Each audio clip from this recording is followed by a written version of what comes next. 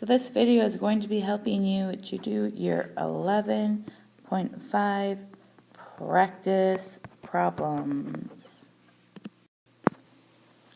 Hello Algebra 2 students, this is Mrs. Frickman signing in at 4:50 in the morning. So yes, I'm sorry I'm not here again today. However, I'm going to be showing you what you can be doing today on your calculator. So your first question that you have is find the mean, median, and mode of the data set. You can use your calculator to help you do this. First thing you want to do is, here's my calculator, push stat, and you want to edit. So push enter. And in the L1 category, I want you to input the data. So you push 92 and enter and keep on going. So you should have this in your data set. Once you input your data, you should make sure that you have all the points in. As you can see, this last one is highlighted and it says 19 here. That means I have 18 numbers above. If you counted all your numbers above, you should have 18. So now I'm going to show you a way to do this on your calculator. It makes it a little easier for you. So push the stat button again, and you want to calculate, so I'm going to move over. And I want the one variable statistic, so I'm going to push enter, and calculate. Here are my one variable statistics. What that means is the x with the line above it is going to be your mean. That's the average. The other two things we don't really have to worry about. We will have to get into the standard deviation. That's going to be your homework for tonight. That's a video. If I arrow down here, now this gives me my minimum, my Q1, median, Q3, and maximum. So I'm going to be using this again also for my box and whisker plot. So in this problem right here, my mean would be my 82.6, and my median is 83, and that's right here, MED, MED. And then I would actually have to look at my data to find my mode.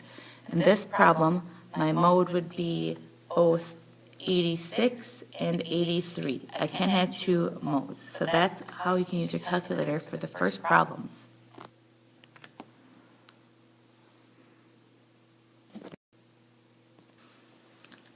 Now I can also use my calculator for the last problem, number 6.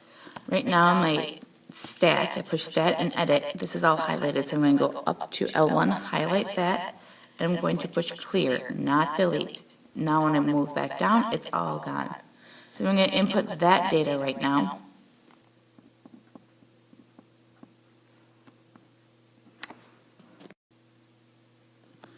So now I'm also going to push my stats button, and I'm going to go down to, or over to calculate, one variable statistics, push enter, keep pushing enter. This is the information that I'm going to need to help me graph this. So I'm going to arrow down, because everything for box and whisker plot is going to be down below. So I'm going to write down on my paper, my minimum is going to be equal to 105, my Q1 is going to be equal to 118.5. My median, my middle number is equal to 130. Q3 is going to be equal to 140.5. And my max is going to be equal to 150. So now when I plot this, I have to decide what should the tick marks be in between here. Now my lowest number is 105, my highest number is 150. So I'm going to see, can I count by 5? So I have 105, 10, 15, 20, 25, 30, 35, 40, 45, 50. I do. So what I'm going to do is label these points at 105. This would be 115 because I'm counting by 5s. 125, 135, 145, 155. I'm going to be labeling all my points. So my minimum and my maximum, those are dots. So I'm going to have a dot here up the middle. I'm going to label this my min, and have 105 there. My maximum is at 150, so I'm going to have a dot here. Label that max 150. My median is at 130. So now this is where the box comes in. So I'm going to draw a line.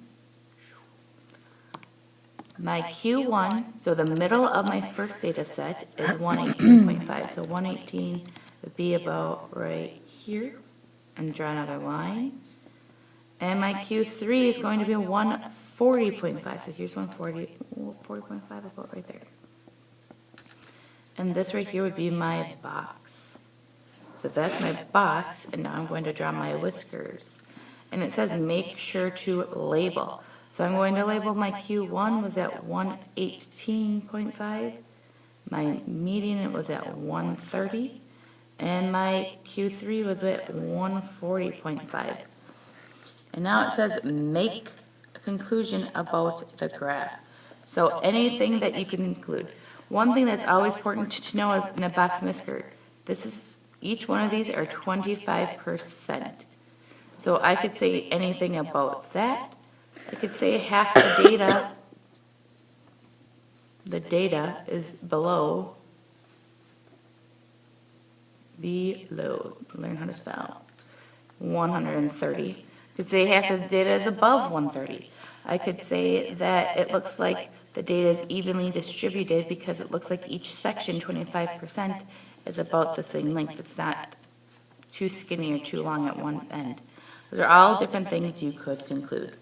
So those are 2 problems that you can do on yourself.